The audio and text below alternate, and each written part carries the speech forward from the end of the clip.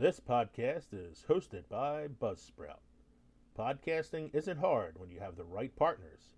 The team at Buzzsprout is passionate about helping you succeed. Join over 100,000 podcasters already using Buzzsprout to get their message to the world. If you want an upgrade, Buzzsprout has tons of guides to help you find exactly what you need. We use Buzzsprout and it's a game changer for us. An all new analytics system helps us track who's listening to our show and where they're listening to it. If you'd like to use Buzzsprout as well, follow the link in our show notes to buzzsprout.com. And while you're there, let them know that Films and Fermentation sent you.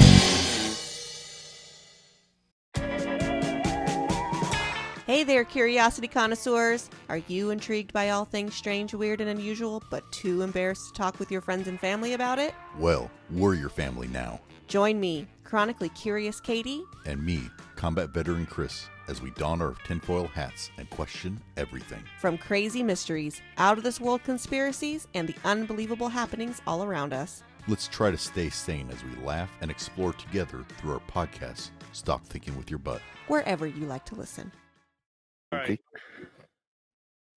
Hey, everybody. Welcome to episode 107 of Films and Fermentation. That's right. We are Films and Fermentation, a movie and alcohol podcast. I'm Leo. I'm Kevin. I'm Mike. We're three friends who like to talk shit about movies while getting shit-faced. On this episode 107, we're taking a look at the Netflix documentary series, The Movies That Made Us. It's been a long time coming. There's 3 seasons of this documentary series so far, so we got a few movies to talk about here. We're going to discuss the films, some of the behind-the-scenes info that we learned watching these documentaries, and we're going to be asking ourselves, truly, are these films that made us? We're also going to be speculating on a possible 4th season of the show and what movies we think they should include. Don't forget to drop us an email, filmsandfermentation@gmail.com, or visit linktree.com/filmsandfermentation to find all of our social media and podcast links. Don't forget to like, subscribe, download, give us that good old 5-star review if you can, so we can get the show out there to more people. You can visit us at teespring.com to buy our merch or support the show at patreon.com. Tell Gentlemen, your friends about us. Tell your friends about us. Yeah. If you're on Good Pods, you can actually share our shows on Facebook or Twitter. You can do that with any podcast platform. You can share it with us on Facebook and Twitter. Let people know about it.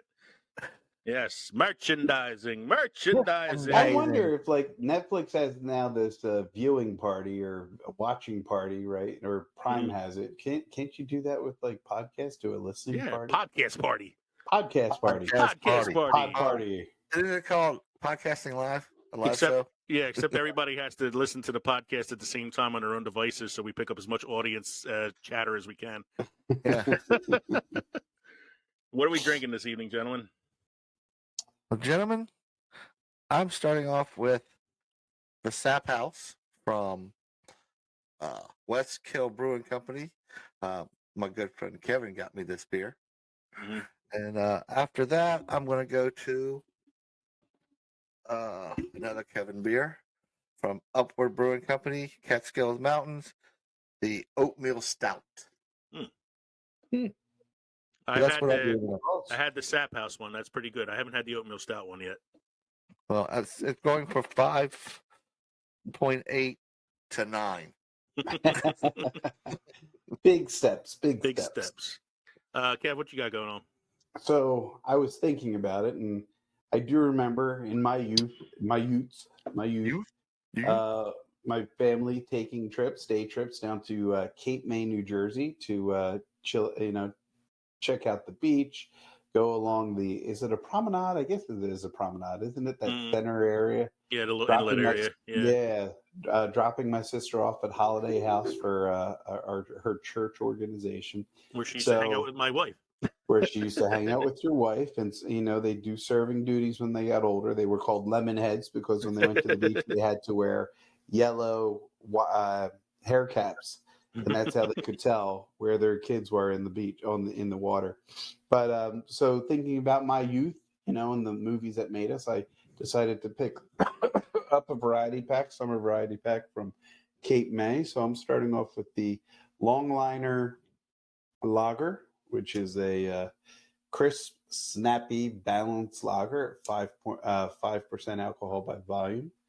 I will be then traveling to the Always Ready, which is a hazy pale ale at 4.8% alcohol by volume. Intensely aromatic and crushable. And then I will finish a little bit lower with a citrus shandy called the Grove, which is 4.5% alcohol by volume. I've had these before. This is probably my favorite. The Grove reminds me of like the Leinenkugel's lemon shandy, but this has more lime and orange and stuff. So nice. Sounds good. So Kevin's on his way to Cape May. On the way to Cape May. I fell in love with you. So I kind of went in a similar vein, like decided since it's movies that made us, I'd go with beer that made me. You can take that any way you want. It could be, the reason I'm overweight now or just the reason that I like this kind of beer. But the beer that made me first start enjoying crafts, and it's the original craft beer, in my opinion, the Sam Adams Oktoberfest. Ooh. Because it was the Sam Adams Oktoberfest that made me want to start drinking more crafts. Is it the autumnal weather that's got you going back? I don't know. It's the fact that I still had some in my fridge and they're not skunked. I'm like, all right, cool. Let's have some.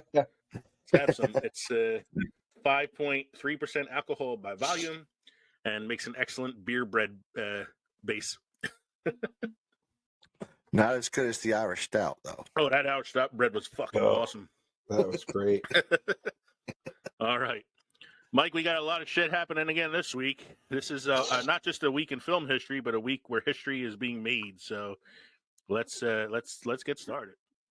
This week in film history, legendary Hall of Fame running back of the Cleveland Browns, then turned actor Jim Brown passed away this week.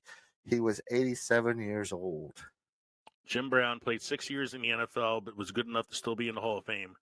Yep. Considered one of the best running backs who ever played the game. I knew that I would. Oh, wait. Wrong Jim Brown. Sorry. Wrong Brown. Yeah. Wrong Brown. That's James Brown. Yeah. Jim Brown then became an actor and was acted in one of my all-time favorite films, The Dirty Dozen. 87 years old. I'll take the second one. Actor Ray Stevenson, best known for the HBO series Rome, as well as playing Frank Castle in Punisher Warzone, also playing one of the Warriors 3 in Thor and Thor the Dark World, currently appearing in the Disney Plus show Ahsoka, passed away this week suddenly at age 58 years old. Cause of death is right now unknown, but they said that while he was he was in Italy recently filming something and said that his health did not seem to look too good while he was filming the movie. So it's not released yet how he passed away, but it's kind of shocking. He's only 58 years old. And I'll tell you what, I used to watch Rome when that was on HBO back in the day, and it was an amazing show. Yeah. And he was awesome in it. And I got really excited when I saw him in the Ahsoka trailer. He was the guy with the orange lightsaber. Mm-hmm. And I thought, oh, cool, Ray Stevenson. And, and then all of a sudden. Rome wasn't just filmed in a day. No, it wasn't. No, it took a while. It was filmed over 2 seasons, and then HBO ran out of money, and so they had to cut it short. So, Kev, why don't you take letter C there? Sure. Queen of rock and roll Tina Turner has died at the age of 83 after suffering a long illness, her publicist said in a statement to NBC News.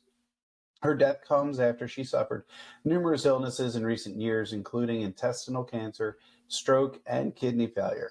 Tina Turner had also starred in such roles as Auntie Entity in Mad Max Beyond Thunderdome. She had a special guest appearance in Sgt. Pepper's Lonely Hearts Club Band, released in 1978. She was the acid queen in Tommy in 1975 and appeared as the mayor in a Arnold Schwarzenegger classic, Last Action Hero. I know her, as far as acting goes, I know her best from the Mad Max Beyond Thunderdome movie. Yep. And then also a very good biopic about her life starring Angela Bassett and Lawrence Fishburne as Tina and Ike Turner, very called "What's Love Got to Do with This?" Yeah, that was amazing. I that one was shocking because when I saw that, I thought she had already passed away a couple of years ago because I knew she'd been. Because I knew she had been really sick. She had cancer and everything. Right. So I wasn't aware that she was still, hanging around. But yeah, so it's weird. They always say it happens in threes, don't they? Yeah, they do. Let's go ahead to some more news that's a little happier. Give me a happier one there, Mike. On a happier note, the Book of Boba Fett and Mandalorian actress Ming-Na Wen will be getting her star on the Hollywood Walk of Fame on May 30th, pending Asian American and Pacific Islanders Month. Yeah, Ming-Na Wen, man. I love Ming-Na Wen. I gotta think for Ming-Na.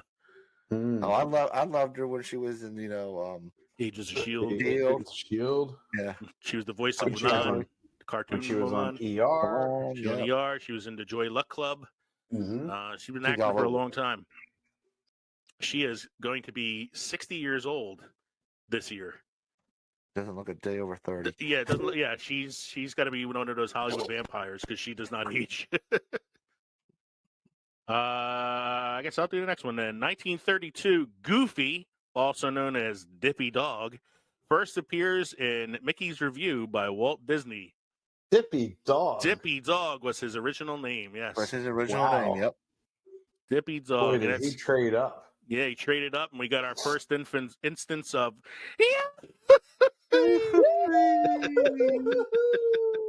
Gosh. Kevin, I'll just take letter F there, sure. please.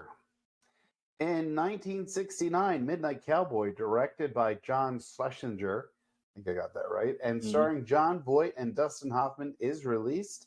Won the Academy for Best Motion Picture in 1970. I believe this was also the "Hey, I'm walking here," which is an ad-libbed scene because the cab driver was a real cab driver who didn't realize that the street was shut down for production and drove right through it and almost ran over Dustin Hoffman. So when Dustin Hoffman yells at him, "I'm walking here," he was doing it in character so that they were able to keep the scene in the film. Also has the distinction of being the only X-rated movie to win Best Picture. Oh, wow. Because at the time, the MPAA ratings didn't have a distinction between like PG and R. So it was like basically PG and X. Well, what do you expect from a director named Schlesinger? Schlesinger. I like Midnight Cowboy is a good movie. So Mike, why don't you take that last one there then? On this day in 1984, Indiana Jones and the Temple of Doom reached #1 in the box office, making $179 million worldwide. Again, no time for love, Dr. Jones. Temple of Doom is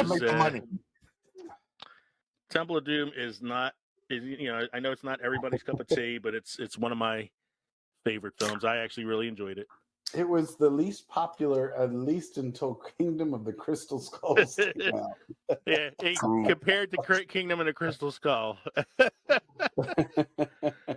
never had a problem with Temple of Doom. I like Temple of Doom.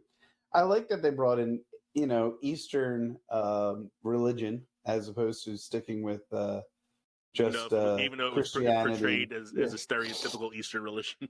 Yes, it was. Yep. It also gave us short round.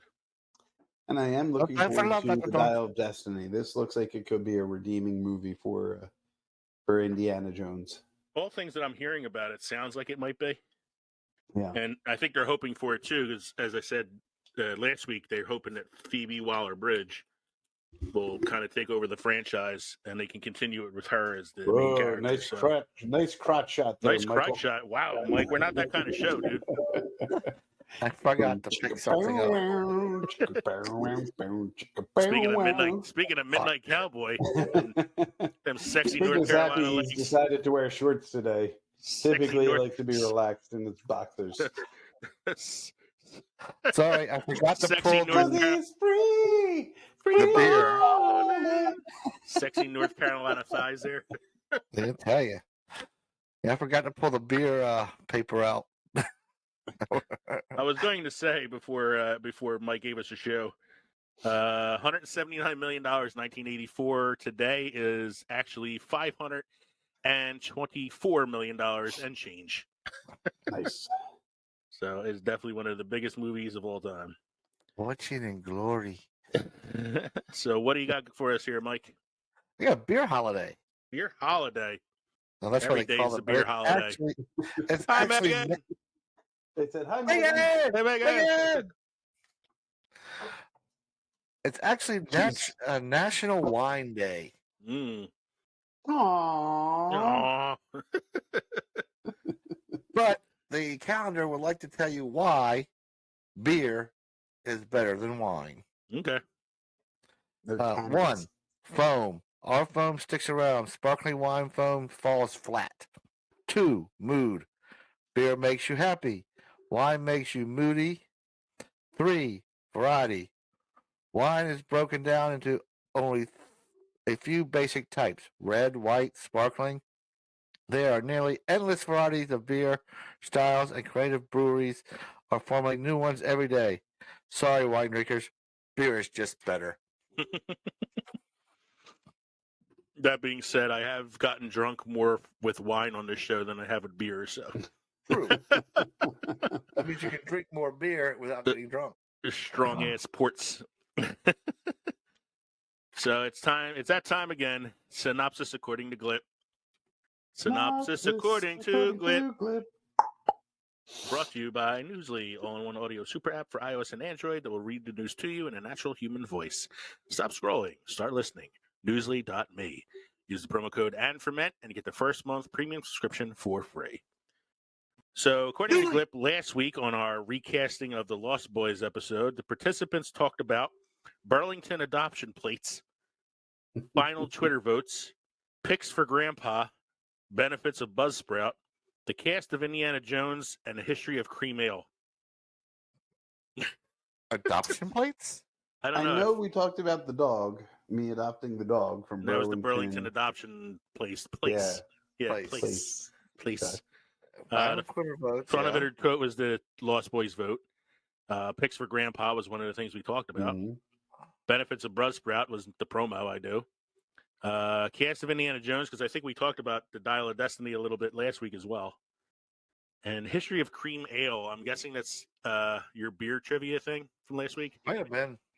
Might have been, but I do kind of like that. You know, there's a whole new Indiana Jones movie there. It's the Indiana Jones and the History of Cream Ale. Yeah, Indiana Jones and the history of cream. That's what it looks like it says there. Indiana Jones and the history of cream ale. Yes. Indiana Jones and the Temple of the AARP. So I got a film recommendation. I watched the movie the other night. That was really, really good. It was a little indie film. It was obvious from the way it was filmed that it was not a high budget film. But it came out in 2022, and I heard about it on another show, and I was like, that sounds really interesting. I'm going to check it out. It's called The Artifice Girl. And it's a sci-fi movie that takes place in basically like one room the entire film. And has a very small cast, but it's very well acted. And it's about this guy who creates an AI program that can imitate a young girl, and he uses it to trap predators and report them to the FBI. And so the movie takes place in 3 parts. Each part takes place 10 years apart from each other. And the first part of the film is him developing the AI and introducing it to the FBI.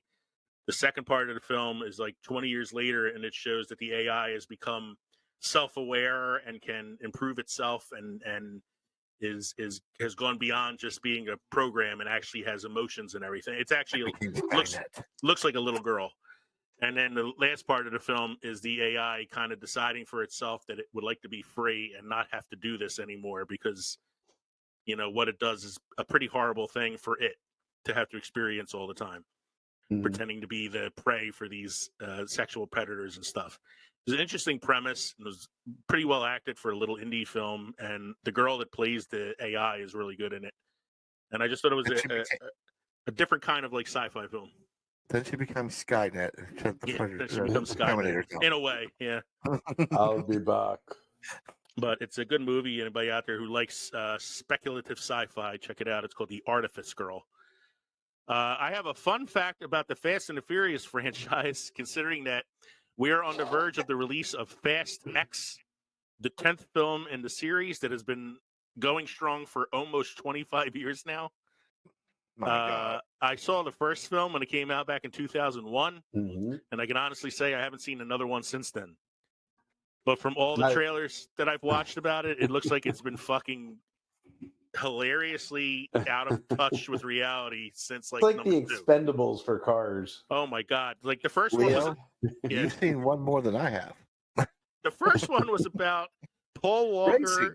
Paul Walker's an undercover cop who's trying to infiltrate this racing gang led by Vin Diesel, who have been stealing VCR and DVD combos and selling them on the black market. I swear to God, they were trying to arrest him for selling bootlegged VCRs.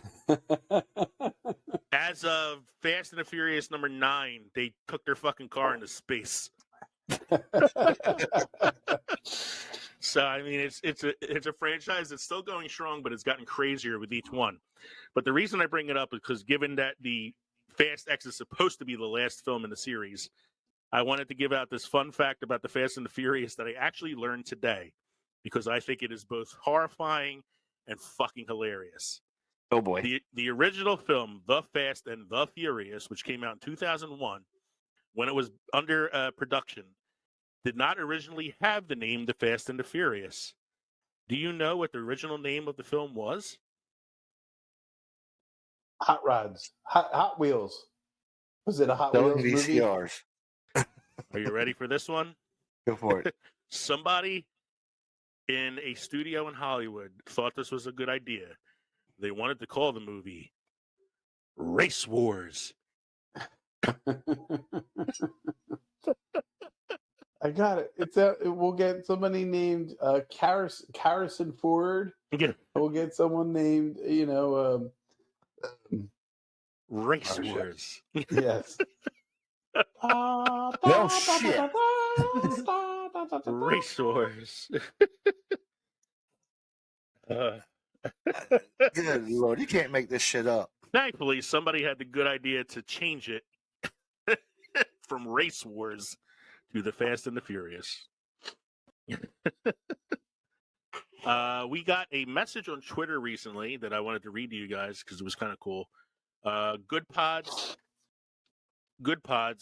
Twitter posted, I think it was like last week or so. What are the best podcasts for all things film, TV, pop culture, and entertainment? G Reels, who's on Good Pods, he is the host of his own podcast. He's also an entertainment journalist and film and TV influencer. Wrote in his answer 5 podcasts that he believes are the best podcasts for all things film, TV, pop culture, and entertainment. One of those podcasts is Films and Fermentation. Hey! Recognition. I'm going to bring up what he wrote on Good Pods. So his name is Gaius Bowling. He is the host of Back to the Blockbuster podcast.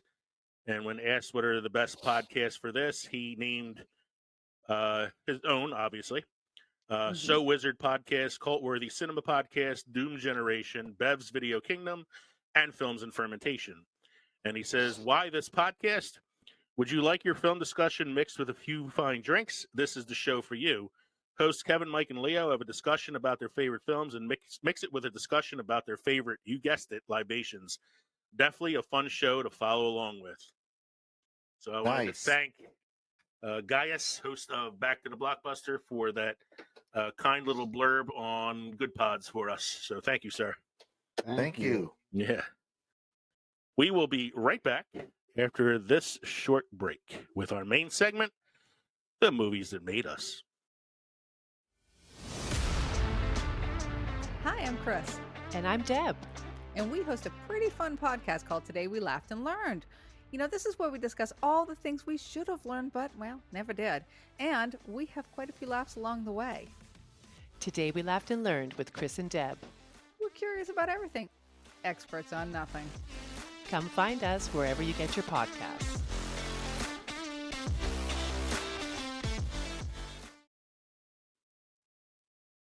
I need an actual break. Actually, these messages will be right back. Back. I'm good to keep going. If you guys are, I'm it's up good. to you. Yeah, I'm All good right. for now. Yeah, we're fine. All right.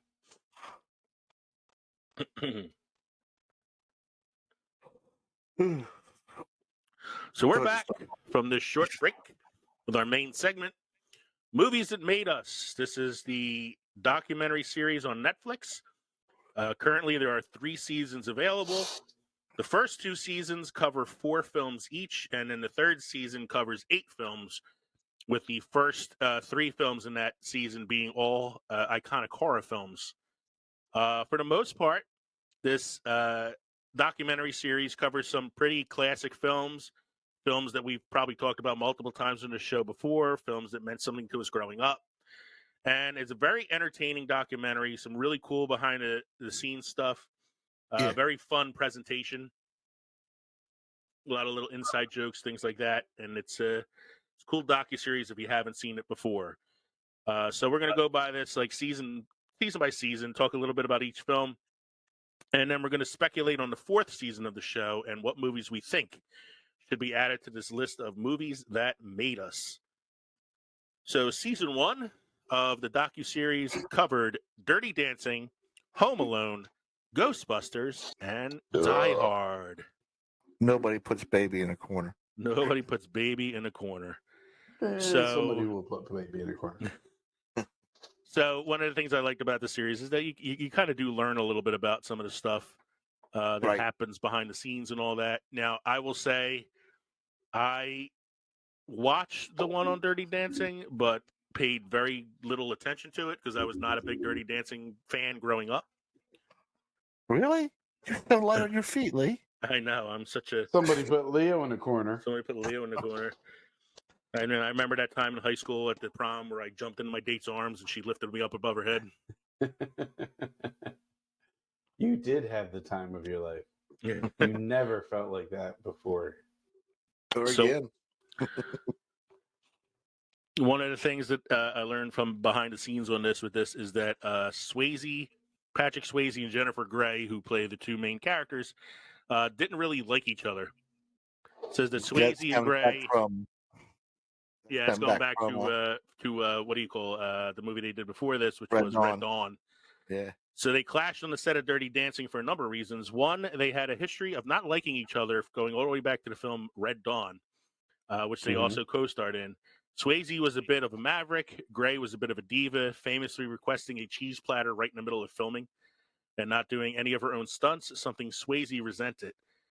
Swayze was a dancer, Jennifer Grey wasn't. But ultimately, the animosity between the two helped fuel the passion between their characters. Yeah.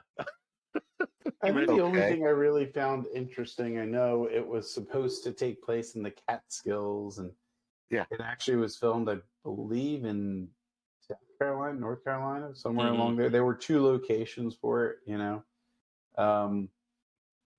I don't know, just that was something I found interesting. The place, you know.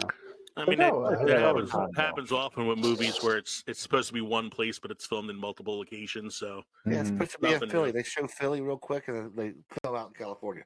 yeah, or like the X-Files was filmed in Vancouver. Yeah. but it was supposed to like take place all over the United States. I I mean, wasn't so supernatural.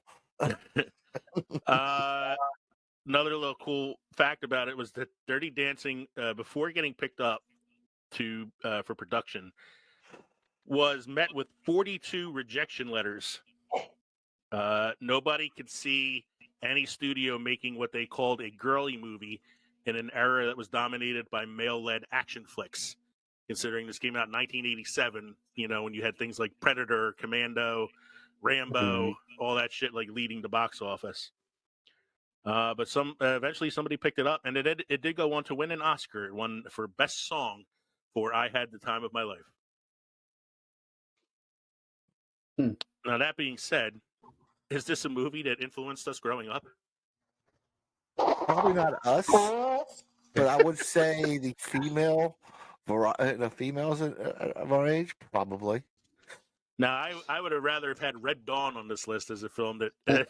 Oh yeah, for us. Hell yeah. Or if you want to talk about a dancing movie from the '80s that was like an influential film growing up, I Breaking would have 2, said the Electric Boogaloo. Breaking 2, yeah. I would have said Chorus line. Yeah. What do you guys are making me fucking lose my train of thought. The It one wasn't on a stable enough track to begin with. Yeah, the one with Kevin Bacon. Oh, Footloose. Footloose, yes, thank you. Footloose. Kick off Like- your Sunday shoes. Yeah, like that to me would have been more of like a film that influenced me Flashdance, growing maybe? up. Flashdance, maybe. Only that scene with the water dumping on Jennifer Beals. Yeah. So I don't know if this is like, for me, it was not really one that affected me that much. I'm guessing, you need to include something like this in this docuseries to appeal to all the, to all the audience and not just to one particular demographic. Yes. I know for my one sister, Dirty Dancing was a film that influenced her because she watched it on like a fucking loop for like 3 years. So, the second film that they cover in season 1 is Home Alone.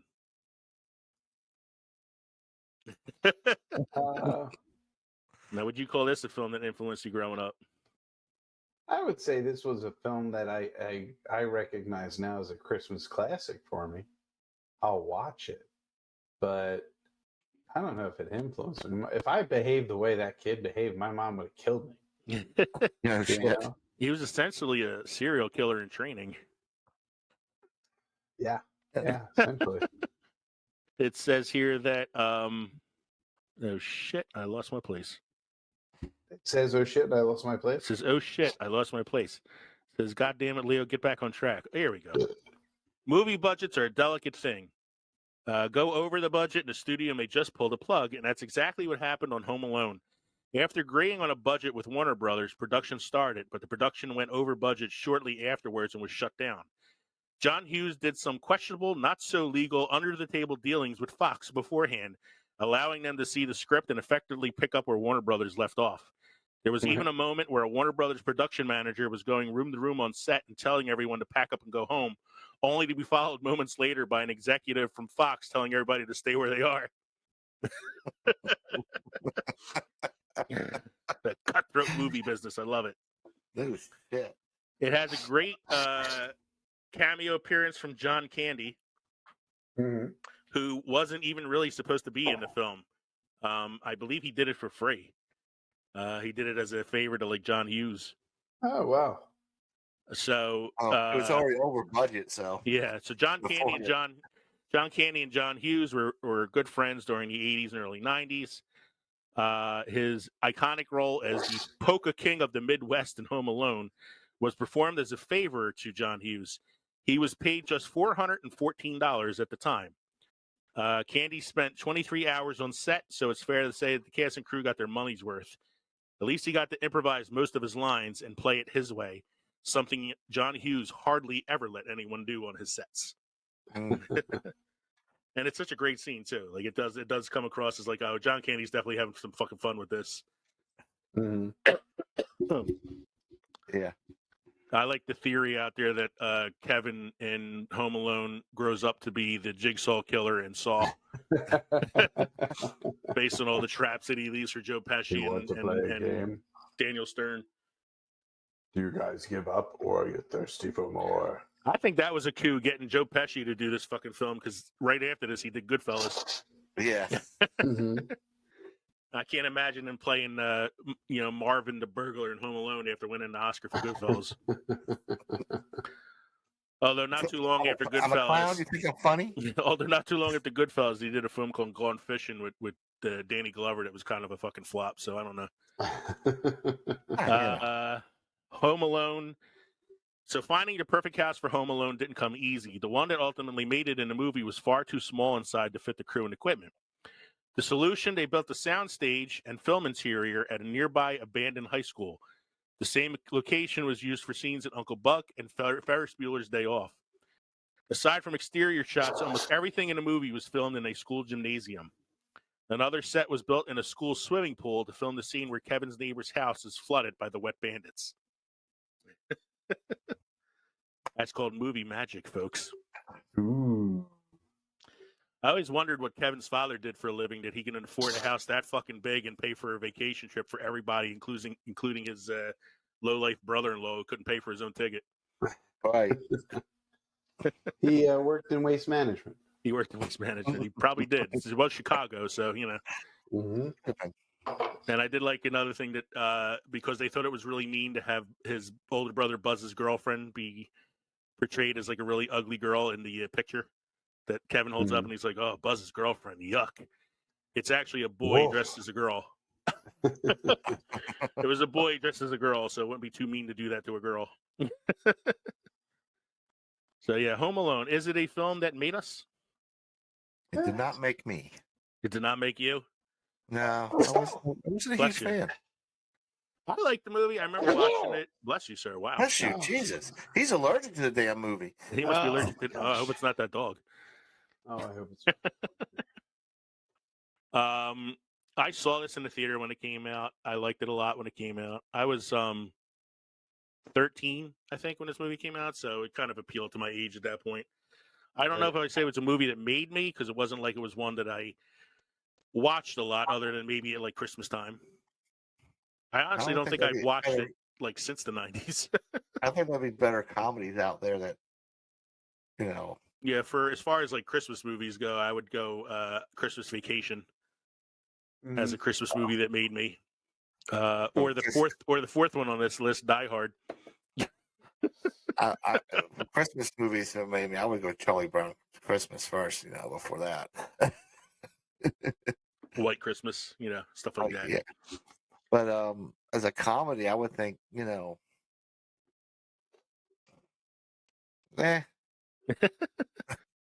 think it does have its moments, It has its moments, but there are, hundreds of other comedies that, you could have put in that place. I think. So the next one on the list for season 1, I think we before we even get to this one, if I just said, is this a movie that we can say made us growing up? I think we'd all say yes. Yeah. The third film is Ghostbusters. Yep. Who are you gonna I call? made my own damn proton pack out of a toilet seat cardboard box and string and a hold on, what am I thinking of here? Wrapping paper inner tube. Oh, Was shit in it? And a piece piece of shit in it. And an actual piece of plutonium. Yes, plutonium. Pooptonium. Plutonium. I think one of the sure signs that this is a film that made you growing up is when you make your own homemade proton pack. Yeah. So you could be like the Ghostbusters. Yep. Or I also think it's something, to say when it made it into Stranger Things. Yeah. or just, playing Ghostbusters with your friends and just grabbing a cardboard tube and pretending that's your proton. That's your proton pack, and you got on your back, but you got on your bike and you ran around, rode around the neighborhood going woo woo woo. Or not only loving the movie so much that you watch it a million times, but watch the cartoon series and only the real Ghostbusters cartoon series, not the one with the fucking gorilla. I own the toys. We said that too. It's like, if you own the toys. Yep. You own the toys. The original Ghostbusters, hard to imagine any other trio other than Murray, Aykroyd, and Ramis as the Spectre-slaying Ghostbusters. But the lineup and storyline were much different. Dan Aykroyd penned the script himself. The late John Belushi and Eddie Murphy were in mind. Tragically, John Belushi passed away while Aykroyd was writing the script, and Bill Murray ultimately cast in the role instead that was intended for Eddie Murphy. The lineup wasn't the only thing that changed significantly. The original screenplay was far too complex and long, which led to substantial rewrites. The original screenplay was supposed to take place in the future, where Ghostbusters were just as popular as like firefighters. So they were like different Ghostbusters all over the city of New York. And it was going to follow this one particular group, which was made up of Eddie Murphy, John Belushi, and Dan Aykroyd. I think this was a better film. Yes. The future one sounded like it might have been a little too much. The original name of the film was not Ghostbusters. The original name of the film was Ghost Breakers. Who gonna call? Ghost Breakers! They had to change the title. Well, they were unable originally to use the title Ghostbusters because it belonged to a pre-existing property. It was a children's sitcom from the 70s, also called Ghostbusters. Because of this, the name of the movie was up in the air throughout production. Many of the movie shots that featured the name Ghostbusters had to be shot twice with the name Ghost Breakers just in case. Thankfully, Frank Price, CEO of Columbia Pictures at the time, moved to Universal, the parent company that owned the original deal, and helped seal the deal so that they were able to change it to Ghostbusters. Yeah, I don't know. Ghost Breakers is a hard one to wrap my head around. Yeah. I mean, I don't know if there's much else we can say about Ghostbusters. We've talked about it considerably on other podcasts. We all know that it's a movie that we loved growing up, that we still love today, and it still holds up. One of the most quotable films of all time. This chick is toast. Ray? I've been slimed, Ray. He slimed me. I feel so funky. When a ghost asks you if you you're a are god, God, you say yes. yes. And I love that they revisited Ray, that in Ghostbusters what do you Afterlife. think of Yeah. Ray? It's the same about Marshmallow Man. Egon, Ray's gone bye-bye. Tell me you have a solution to this problem. I'm terrified. I'm terrified beyond all rational thought. We're thinking about this all wrong. He's a sailor. He's in New York. We get him laid. We got no problems. Just little things too, like when they see the stairway and he's like, "Where's those stairs go?" And he's like, "Up." Up. Or the stacked books in the library. You're right. No human being could stack books just like this. Or the questionable behavior of Peter Venkman towards Dana Barrett. That's the bedroom. Nothing happened in there. What a tragedy. Oh, God. I think I'm going to watch it tonight. That's good. The fourth film that they cover in season 1, I know for myself, at least, it was definitely a film that influenced me growing up. One of the films, motherfucker. one of the films that made me love movies, and that is Die Hard. The film that my wife and I still argue about whether or not it's a Christmas movie. Of course it is. I know the big controversy with this film when it first came out was the casting of Bruce Willis as the lead. Oh, yeah. Because you're talking about a time where, Moonlighting. well, you're talking about, he was on Moonlighting, and you're talking about a time where your action stars look like Arnold and Stallone. Mhm. Yeah. And not this, like, little guy from New Jersey who is balding and not as muscular. And then you get 1,000,001 ripoffs after this because of how popular the film was. Yep. He opened the door for Jason Statham. The 80s were an era dominated by action star beefcakes like Schwarzenegger and Stallone. So when the star of Die Hard was revealed to be a small screen smartass named Bruce Willis, best known for Moonlighters, audiences were skeptical. Even the crew had their doubts due to Willis's track record of box office bombs and a reputation as a comedic actor. Their worst fears were confirmed when the theatrical trailer for the movie hit the big screen and audiences laughed and booed. Willis was even removed from the promotional posters in fear that it may affect sales. Of course, the movie became a huge success. Bruce Willis became a huge star. And of course, the customer is not always right. Was this before or after Hudson Hawk? Hudson Hawk came well after this because that was a vanity project because he wrote, directed, and starred in that film. And sang. And sang. And I don't think he would have gotten a chance to do any of those 4 things if it wasn't for Die Hard. Yeah, for damn sure. So he did Die Hard and then a couple other movies and then Die Hard 2. Hudson Hawk. And then, his career probably could have died right there, but then he ended up doing Pulp Fiction like right after that, and that sort of saved him a little bit. Because from Pulp Fiction, that led to like Sixth Sense and movies like that. But yeah, I love Hudson Hawk anyway. Though. I don't care. I do too. It's one of those bad movies I love to watch. I don't know if it would be a movie that made me, like Die Hard, Hudson Hawk? but Hudson Hawk is a movie that I love. Season 2 of the movies that made us. The first one that it starts with is definitely an icon of film history, and definitely, I would say, a movie that's influenced all 3 of us. Mm-hmm.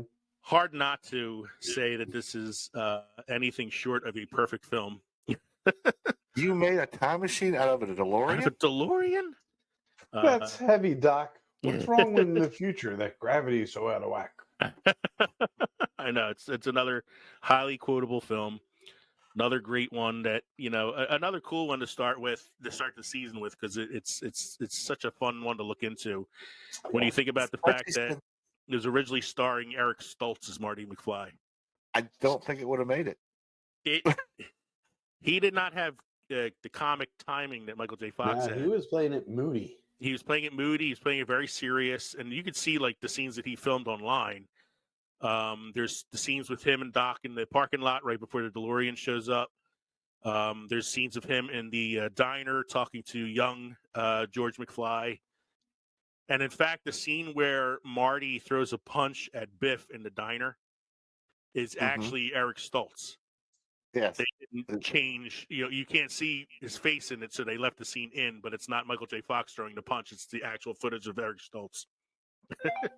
And they were worried they weren't going to get Michael J. Fox because his schedule was so busy with Family Ties. Family Ties. They ended up making a deal, I think it was, where he filmed Family Ties during the day, would sleep in the car ride over to the movie studio, and then film Back to the Future at night. Like the man was working almost 24 hours a day every day for a couple months to do both things. Like that's crazy. Now that you say, you see that on the show, you think back and most of that movie was at night. Back to the Future. Yeah, I mean a lot of it takes place at night. Yeah, 90%. Yeah, I think most of the daytime stuff you see is only around the time where he catches George like peeping in Lorraine's window, and he gets hit by the car, and the family takes him in the house, and that's like one of the few like daytime scenes. Yeah. In the end, when he's comes back home from the past. Right. Yeah. The movie was 6 weeks into filming when Stoltz was fired. He was delivering a very heavy drama-infused performance, clearly missing the note that it was a comedy. The director begged the showrunners of Family Ties to let Fox play the role, and they begrudgingly agreed. And as I said, he filmed the sitcom during the day and the movie at night, noting that he had to sleep in between scenes as they were setting up. That's ridiculous. I can't imagine. That's crazy. I can't imagine that.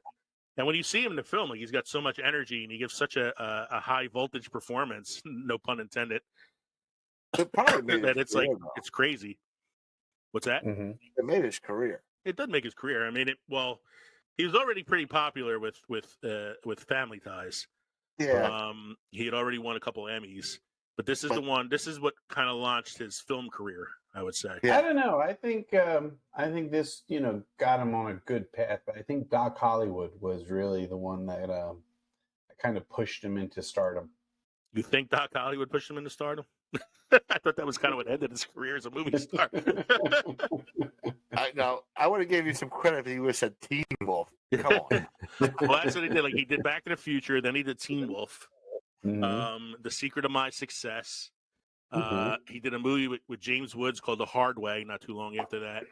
And he had like a whole string of films in the late 80s after Back to the Future that were monster films. Then he did Back to the Future 2 and 3. They were both really popular films. And then he did Doc Hollywood, which not a bad film. It's got some funny moments. Great scene with Julie Warner coming out of the water. Yeah. But the problem with that you can film, blink now. yeah, the problem with that film is it was released the same weekend as T2 Terminator Judgment Day. Kind of makes it hard to go, to make some money that weekend. Didn't stand a chance. Didn't stand a chance. But Back to the Future is definitely a movie I would say that made us. Definitely a movie still stands up today. I'm not being facetious when I say it's a damn near perfect film. I think everything about it is great. The only nitpick I have about the film is when he sings "Johnny Be Good" and it's obvious that he's not singing it. Or playing but that's kind of like an '80s, thing. I'm not going to complain It too much introduced about us to Leah Thompson too. Mm-hmm. Before she fucked the duck. I don't judge. Look, we don't talk about the duck fucking. I don't judge. We don't judge. Her daughter is an actress now, Zoe Deutsch, and she's pretty good. She's a pretty funny actress, and she looks a lot like Leah Thompson, which is interesting. The next one on this list is Pretty Woman. Okay. Not a film that I would say influenced me growing up, but it's not a film that I would say I dislike as much as like Dirty Dancing. I like Pretty Woman. Yeah, I didn't think it was something I disliked. It was a good movie. Nothing like a hooker with a heart of gold story. That's right. It's a Cinderella story. So, Pretty Woman had multiple versions of the Adrian script. loves it. I like Pretty Woman.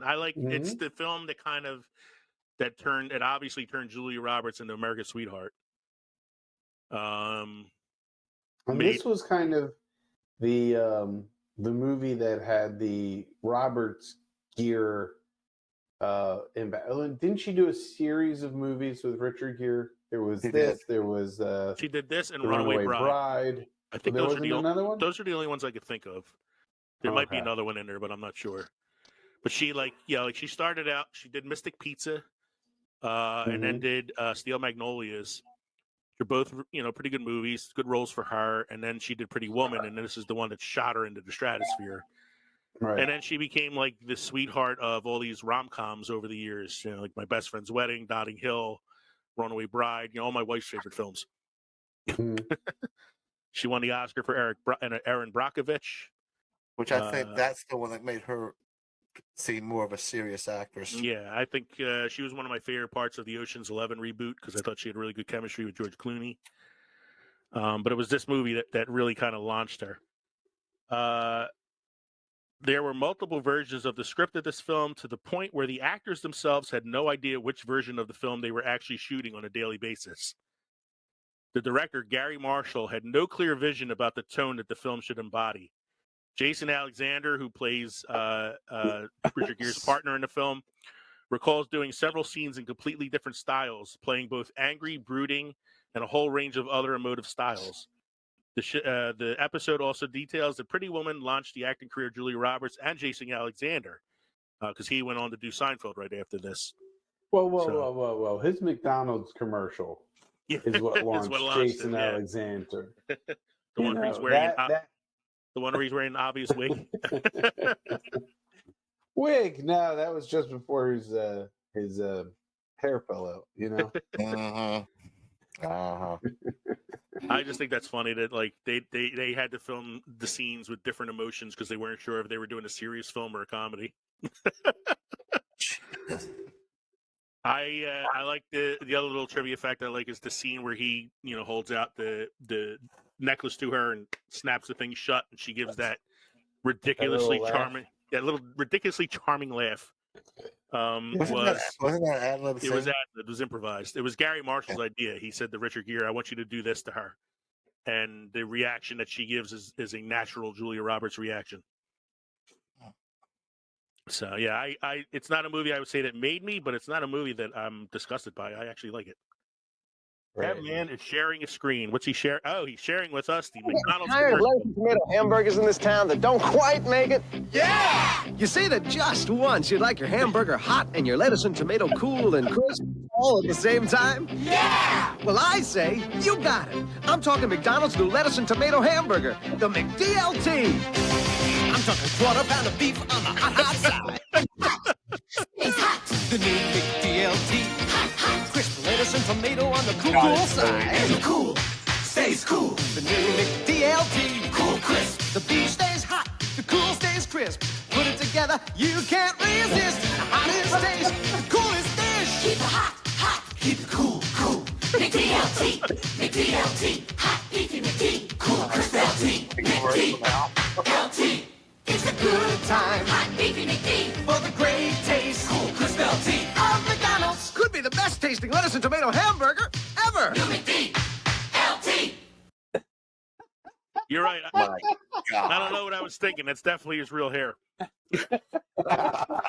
He looked like fucking Maury in Goodfellas. McDonald's, not a sponsor of the show. Not a sponsor of the show. No. Not a sponsor. That was funny. We wish they were a sponsor of the show. I like that he was dressed like Don Johnson, but singing like Robert Preston in Music Man. It was What's so the 80s. word? Monorail. Say it again. Monorail. Monorail. Mono meaning one, and rail meaning rail. Oh my God, that was funny. So, next film on the list. On a serious note, On a what's serious the next note, film on the list? I will honestly say that of all the films listed here, if I had to say one was one that really influenced me growing up, it was Jurassic Park, because I've said it before. It's the movie that made me love movies, like going to the movies and seeing a movie. Like I loved all these movies from the 80s, but I was pretty young when I saw a lot of them. Jurassic Park was, 1991, I believe it came out or something. I was like 14 years old, so old enough to really appreciate it. And then seeing it on the big screen and just fucking going crazy Could you for it. imagine that being re-released in theaters now, the 4D with the rumble seats and everything? Oh yeah, I'd be first in line for that shit. Oh, absolutely. I would love to see this, again. Oh, It was in my opinion too, was probably the best episode of this particular season. Because there's so much to say about Jurassic Park. Because you hate the fourth movie. So. What's that? And also because you hate the fourth movie. Well, I didn't really like any of the sequels. Jurassic World was not. No. I'm talking about the fourth movie in the season. Oh. I don't hate it. It's just not one of my favorites. Jurassic Park was a stunning film, changed the landscape of filmmaking, expertly combined CGI, which was in its infancy at the time, but used really well in this film, and combining it with practical effects. So it was shot partly practical, partly with the CGI. It was originally meant to be shot with claymation, which would have made it look like an early Ray Harryhausen film. It would look like Clash of the Titans. When you see the film test of what they had for claymation, and then just what they constructed, the skeletal structure for CGI, Wallace and Gromit. and they got one of the lines for the movie from that. The guy that did claymation, he goes, "What do you think?" He goes, "I think we're extinct." Because that was just going to be the direction everybody went with how fluid the movements were, how realistic it looked. There's another cool inside joke there, like in the film when they're on the ride that's showing them the laboratory back in the background, and the lawyer says to Hammond, "Are those autoerotica?" Autoerotica. And he's like, "No, those are real people." But I'm just thinking about how many stars they had in that movie too. Before they were stars, too. Before they were kind of like before they were stars. I mean, I think the biggest star in the film at the time, arguably, was Jeff Goldblum. Yeah, he was coming off The Fly and a few other movies at the time. The biggest star probably Hammond was a pretty big star. Well, Richard Attenborough was an Oscar-winning director himself, and done a few films. But he was that was a pretty big get right there. Do you know why? Or do you know who was supposed to play the Sam Neill role originally?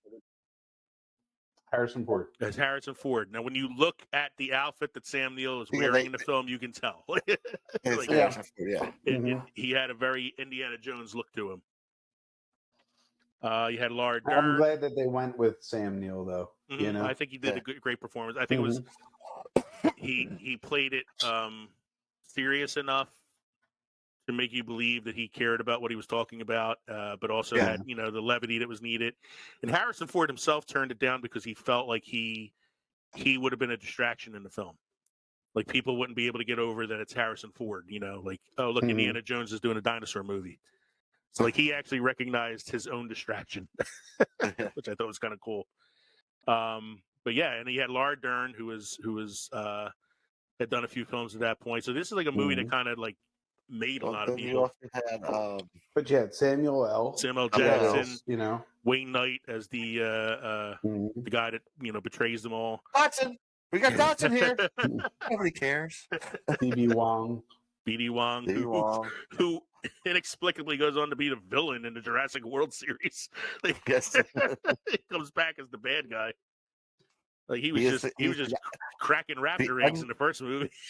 The uncaring scientist. Yeah, but I mean, this is a movie that I would say, of all the movies, at least in season 2, this is the one that I love the most, and that really says something about why I like the movies I like and all that.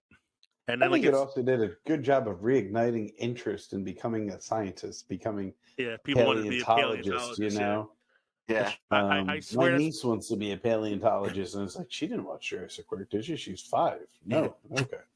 I think it's I think it's the reason that they made Ross a paleontologist on Friends. The fourth one on this list is I'm not going to say I hate this movie.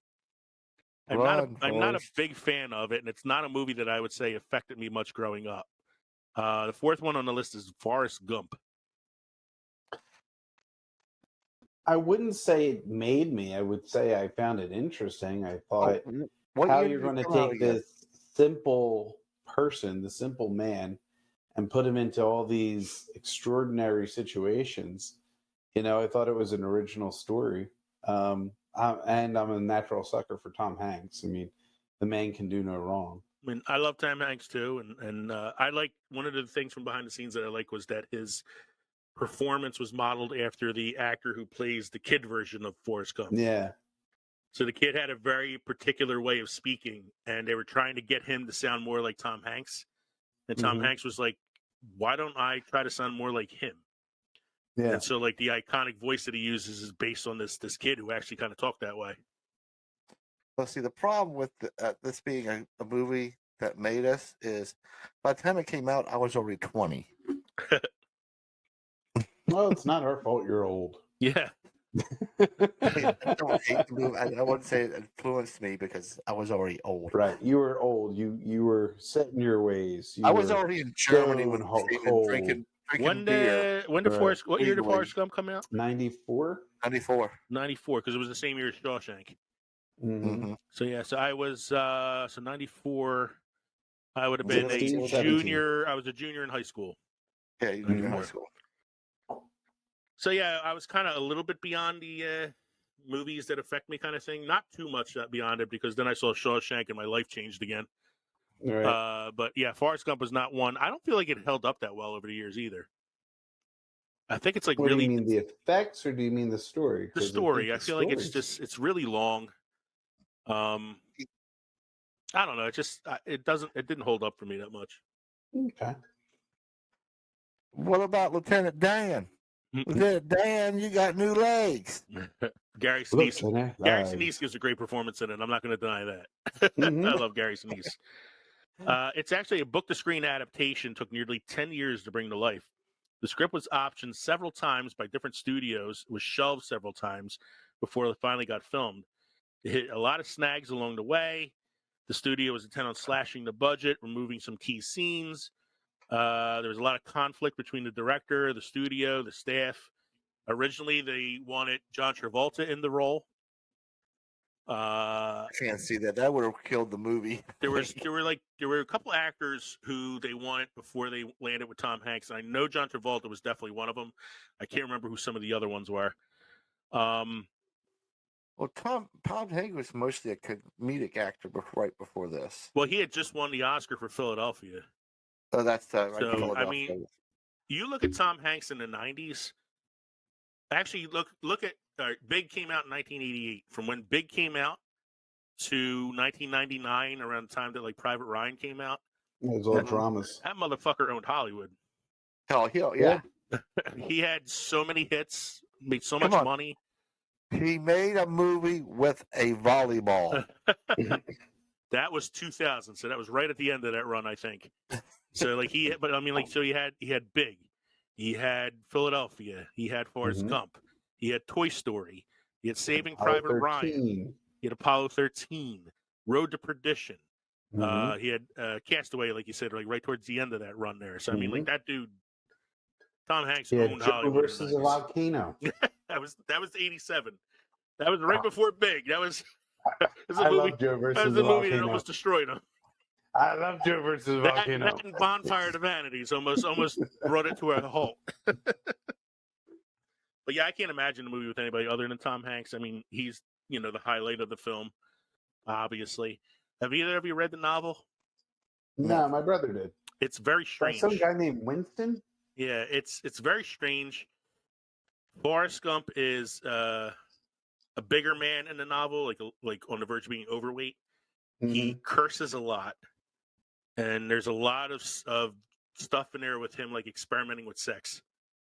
Like he's not the innocent character in the book as much as he is in the film. Sounds like The World According to Garp. A little bit kind of like that, yeah. And that You takes us. Dog shit. It happened. It happens. What? Shit. I gotta pay. I gotta pay.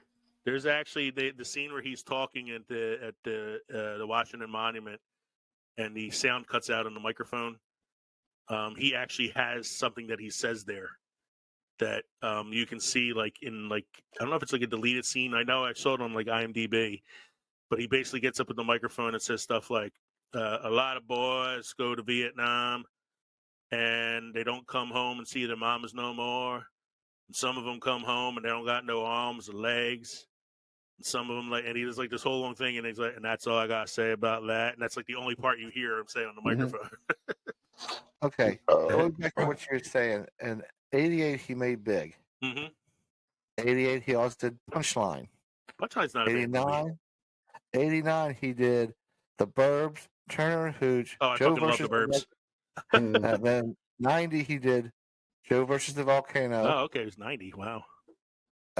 Bonfire of Vanities. That's the one that almost killed his career. 92 was The League of Their Own. Nice. 93 is Sleepless in Seattle. That's not a bad and movie. Philadelphia. 94 was Forrest Gump. 95. You've Got Mail. Apollo 13. Also, Toy Story. 96, That Thing You Do. 98, Saving Private Ryan. 98, You've Got Mail. 99, Toy Story 2. 99, The Green Mile. 2000, Castaway. Jesus Christ. Then you got a very limited library. Yeah. 2002, Road to Perdition. 2002, Catch Me If You Can. Oh my God. 2004, Polar Express. 2006, he did Cars and Da Vinci Code. So just stopping right there from 1988 to 2000. That's all you got to say about that. 1988 to 2006, he had 2 box office bombs. That's it. The rest of those were $100 million films. Well, there's some I skipped out because I really didn't know them too well. Like Elvis Has Left the Building, The Terminal, Lady Killers.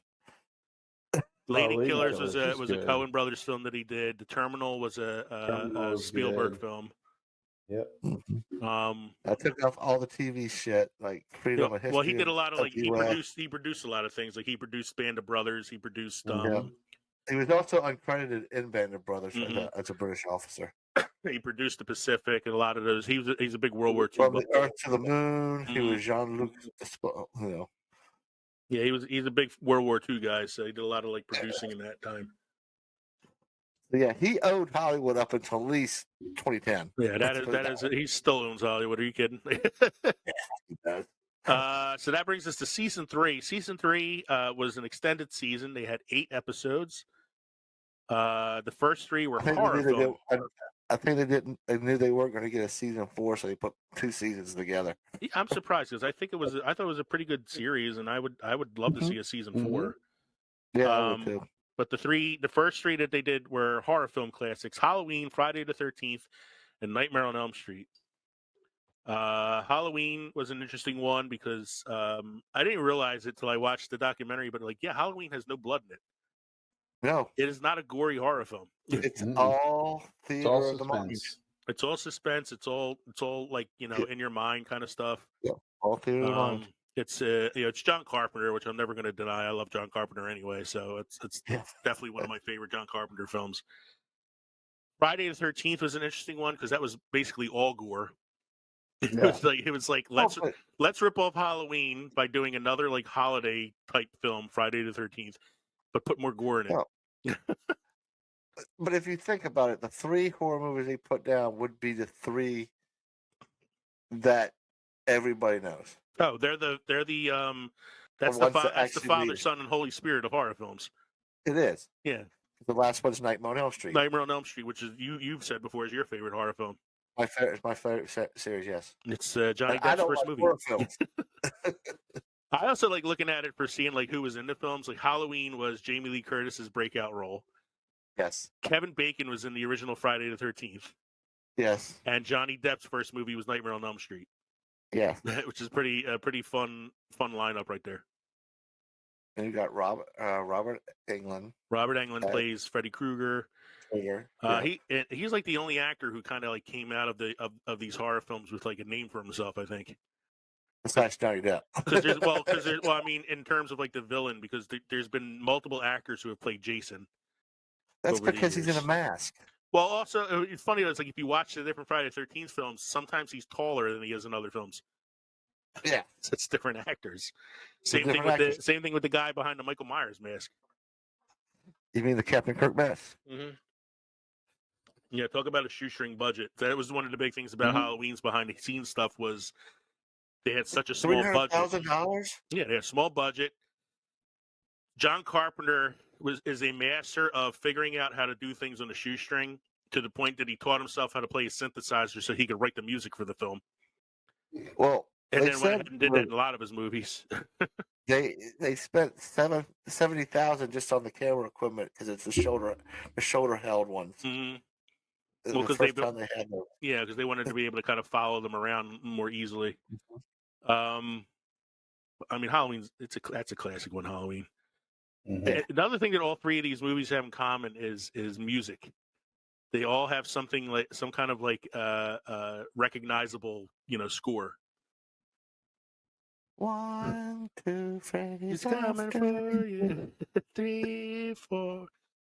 And then with Friday the 13th, it's and then Halloween was, like I said, the synth music that John Carpenter himself wrote. Mm-hmm. But I didn't really watch these 3 particular episodes too much. A lot of the trivia I knew already, like offhand. But I did kind of watch a little bit of each one just to kind of get the gist of it. I was more interested in the 4th episode of season 3. RoboCop. That poor man. That poor man. My mother's still traumatized from watching that film. If there is a movie in season 3 that made me, fucking RoboCop. RoboCop came out in 1987. I was 10 years old. I saw this in the theater with my dad and a couple of my cousins at the Colonial Theater in South Philadelphia, which was such a shithole of a theater. that a whole section of the theater was roped off. You couldn't sit there because the ceiling was falling down. So while we were watching the movie, pieces of the roof were crashing to the floor. The asbestos was all over the place. Asbestos was all over the place. The floors were so sticky, you had to like peel yourself off of them. Ew. And the bathroom was so disgusting that you just held it till you got home. The Colonial Theater. Good popcorn though.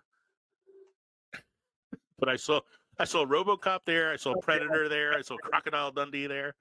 I saw a lot of movies that I probably shouldn't have seen at 10 years old at the Colonial Theater, including RoboCop. Yeah, I mean, I enjoyed RoboCop. I love RoboCop. I mean, it was one of those movies you watch. You weren't supposed to watch it when you were a kid. Mm-hmm. Then you went outside and played RoboCop and shot the bad guys as your friends. But it was funny is that RoboCop it's such a fucking chaotic production when you watch behind the scenes of it.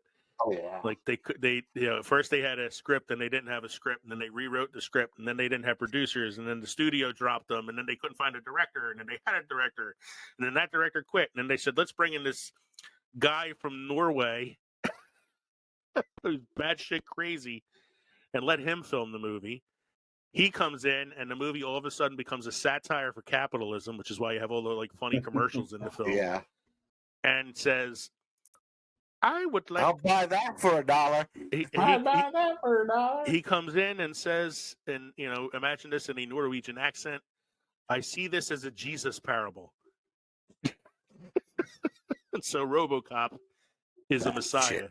That's why he walks on water at the end. So before we get to E, I do need a break. Before we get to E, Mike needs to pee. Yes, it is. All right. It was all right.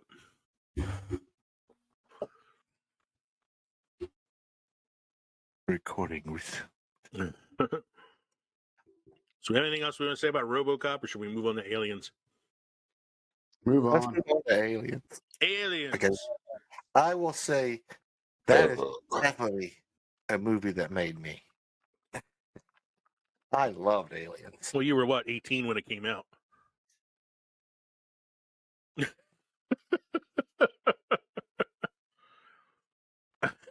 Mike has stopped talking to me. I believe I just got to look it up and remember what year it came out. It came out in 1978, I think. Yeah. Alien? No, was that Aliens or Aliens? Aliens. We're talking about Aliens. I'm Alien. sorry. Aliens came out in 1980. Was it 83, I think? Something like that. 82, 83. Oh yeah. Okay. No, it came out in 86. I'm looking it up right now. Aliens. 1986. You're correct. Yeah, the first one came out in 78, I believe. 78, I was one. Yeah. You were born in 78 because I was born in 77. No, let's say 78. I was. You were born. God, he's so old, he can't remember when he was born. I was 4. I got the first one right. I was 12. I was this many. Oh, I was this many. So 1986, I was 9. I was 8. But I You was know what thinking, I liked about this? I mean, now that I've seen it with the cut scenes, the stuff about the family going out to check, I wish they had kept that shit in. I mean, it was okay the way it was done, but I really wish they kept a lot of the cut scenes in. I know it would have made it longer, but Bitch. what I like so Aliens is my first experience with the Alien franchise. I saw Aliens before I saw the original Alien. oh yeah. So I was a year old when the original one came out. So it's a testament to how good the film is that it kind of stands alone while still being a part of the lore and all that.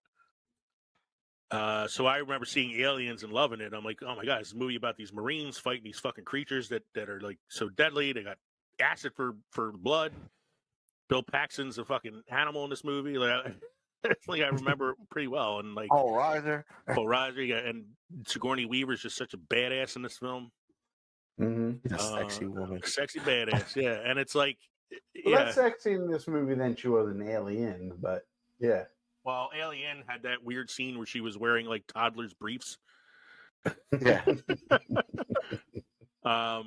Alien, the original one, still stands up today. I just watched it Oh, a it few does. weeks Yeah. ago, and it still Oh, stands yeah. up.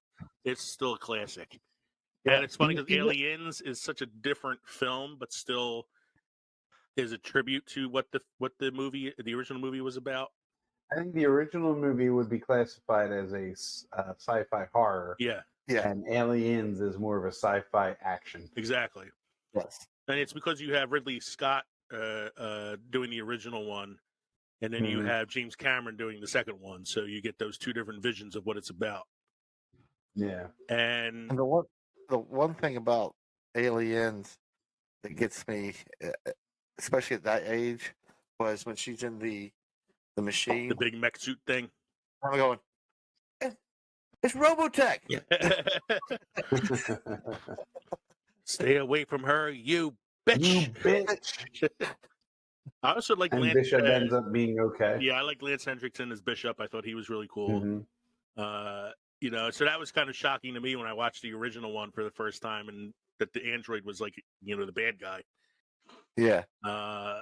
But it was really, Aliens is such a great movie, and I like the behind the scenes thing that they tell you in the documentary where they're trying to think of a name for the film, and they're like bouncing around. Is it Alien 2? Is it Return of the Alien? Is it this? Is it that? And James Cameron walks up to the whiteboard and writes Alien, and then puts an S on the end, and then draws lines through it to look like a dollar sign. And the producers were like, Aliens, yeah. And of course, it went on to make like a couple $100 million in the box office, so it was prophetic. Some great lines in the film. I mean, of course, the line that everybody knows is "Game over, man, game over." Game over. Yeah. And it was a weird turn for like Paul Reiser, who was a stand-up comedian at the time, playing this like sleazy Mhm. corporate guy who's willing to Sleazeball, yeah. sell everybody out for this alien. Definitely a movie that I would say made me. Yeah, I like the fact that they introduced the Queen. How The are Queen- these the eggs Queen was being fucking produced? amazing. And it's like, Oh yeah. Yeah, I mean that was such a cool. And again, it was another like animatronic thing. It wasn't CGI. That was all practical effects. Right. I mean, that was yeah, the original Alien was a guy in a suit. This one was this giant mechanized puppet, basically, that they built for these scenes. yeah, Even the suit that she wears, the Robotech suit or whatever it is I mean, that's all practical effects. yeah. I mean, that scene where the elevator's coming up and it's like, come on, she's going to be on it. She's going to be on it. Yeah, she's going to be on it. The steam.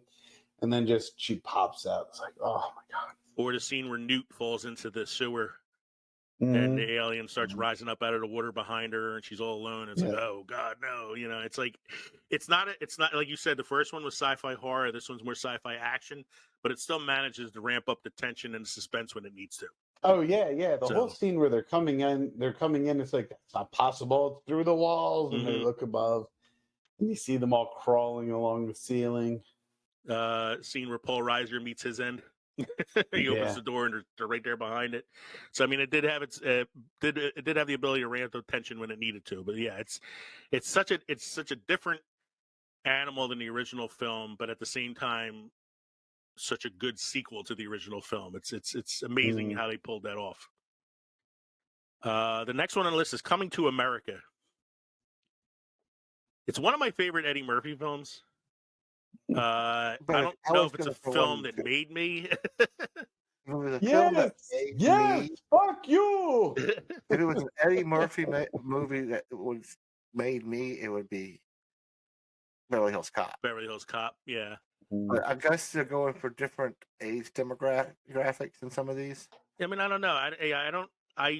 Having watched it, I still don't understand like why they included this one as a movie that made us. And like, if you're going to do a Eddie Murphy film for this season, I would say, like you said, either Beverly Hills Cop or maybe like 48 Hours or something like that. Like one of the movies that made him who he was as a comedy star. Yeah, because this is 1988. It's 1988. I think one of the reasons they included is because it's the first film in which Eddie Murphy really gets to show his ability to play multiple characters. Before going on to do like the Nutty Professor and the Clumps and all that, like he plays these he plays an old white Jewish guy. Like, come on now, he's he's amazing in this movie in terms of the different roles that he plays. His mother called him Cassius Clay. I'm gonna call him Cassius Clay. And then he's like Rocky Marciano. He goes, hey, every time he went to the decision about boxing, a white guy bring up Rocky Marciano. Or the one that Kevin was just saying, it was the good morning, my neighbors. Fuck you. Yes. Fuck you too. Fuck you too. Your Highness, your royal penis is clean. Your royal penis is clean. He got you so good. That's a funny scene where they get up off the couch and all the grease shits all over the couch from the Soglo stuff. But yeah, Coming to America is like it's a weird one that this is the one that they decided to go with. I mean, I like it. I really think it's a funny film. I think it's one of Eddie Murphy's better ones. But maybe with Harlem Nights instead too. Harlem Nights. I like Harlem Nights. I'm a fan. I'm a fan of the Golden Child. Yeah. Not many people are, but I really like the Golden Child. But Coming to America is a weird. You know what I like in Coming to America? The singer that he plays at the what the hell's the guy's name? Something Jackson. I can't remember the name of the character. Oh, I gotta look it up because it's gonna bother me. But he plays the singer, something Jackson, and the Sexual Chocolate is the name of the band. It's let's see. Eddie Murphy plays Akeem, which is the prince's name, and it's not showing me like the other characters. Yeah, it's not showing all the other characters he plays. Yeah, it's not showing all the other characters he plays. It's a picture of the guy on here, the singer. Yeah, it's like I want to say. I keep saying I want to say Randy Jackson, but that's the guy from American Idol. Yeah. It was something Jackson. I thought that was the guy that was in Independence Day. It was fuck man. Eddie Murphy.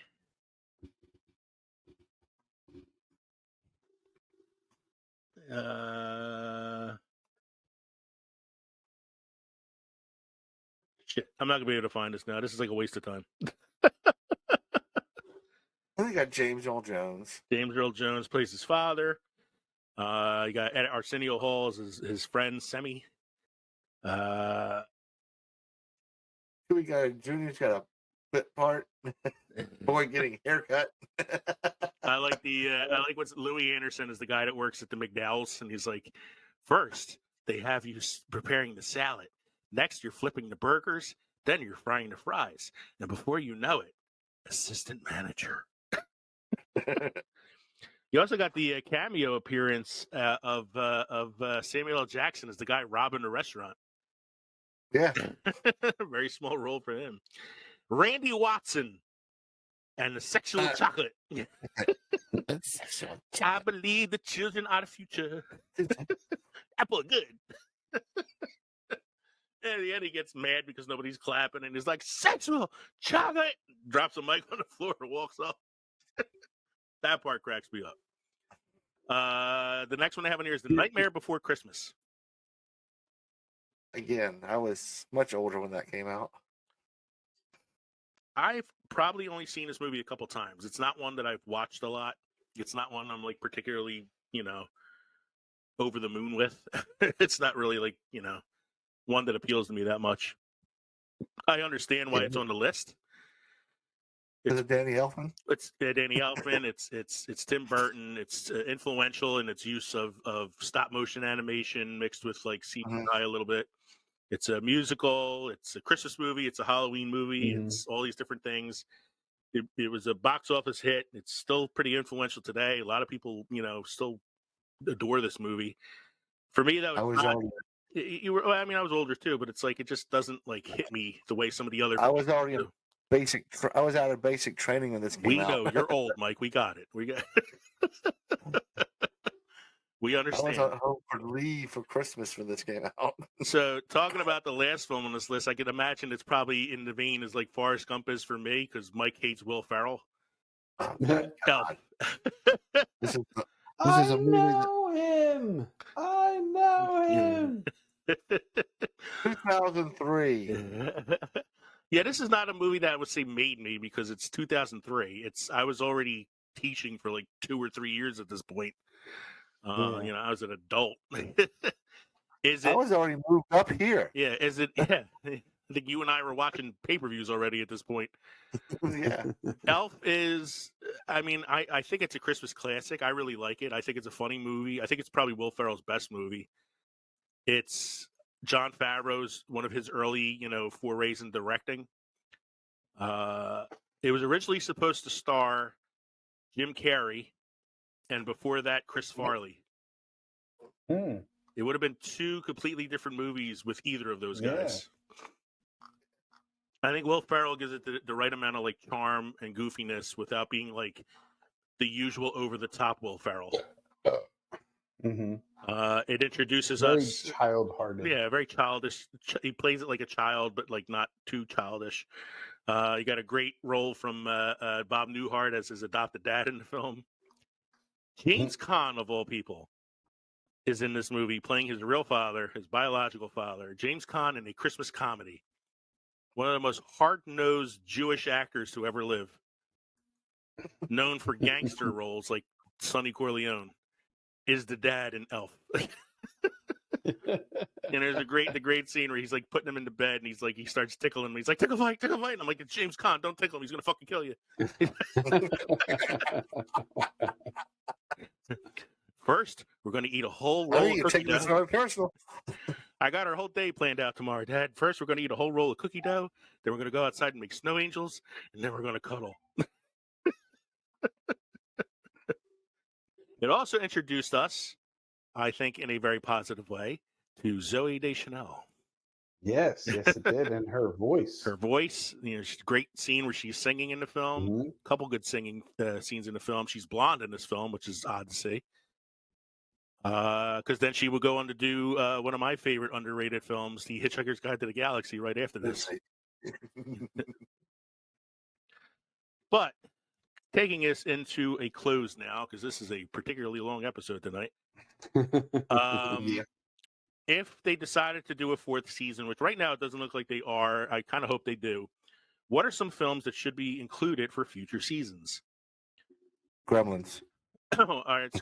Well, I was thinking like if it's movies that made us, they're obviously going to be from the late 70s into the 80s, probably.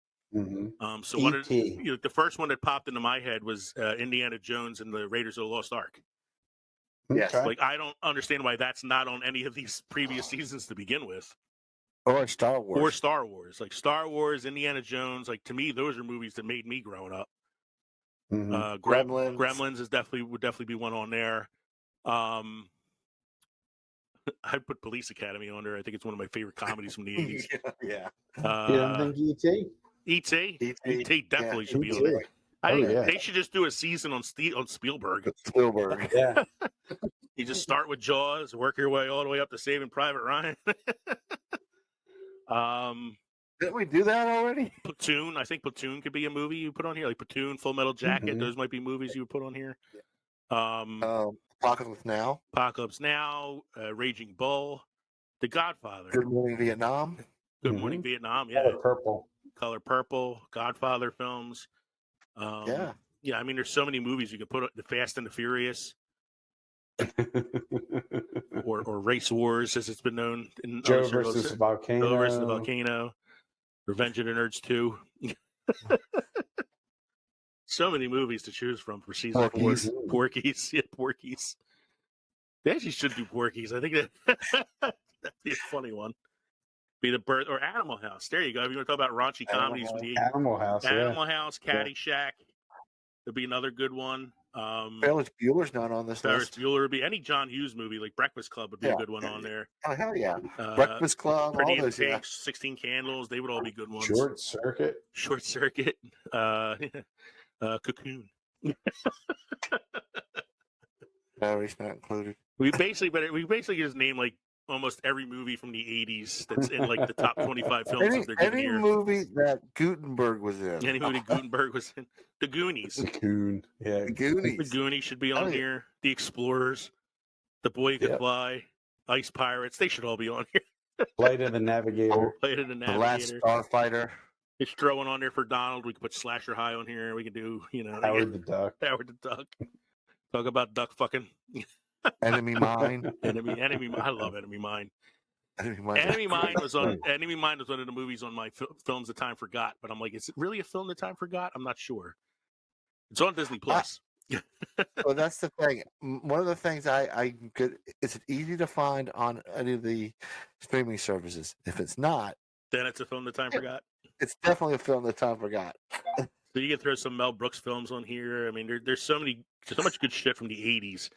And if you want to delve into the 90s, I mean, there are some good shit in the 90s too. Like you can throw The Matrix on there. League of Their Own. League of Their Own.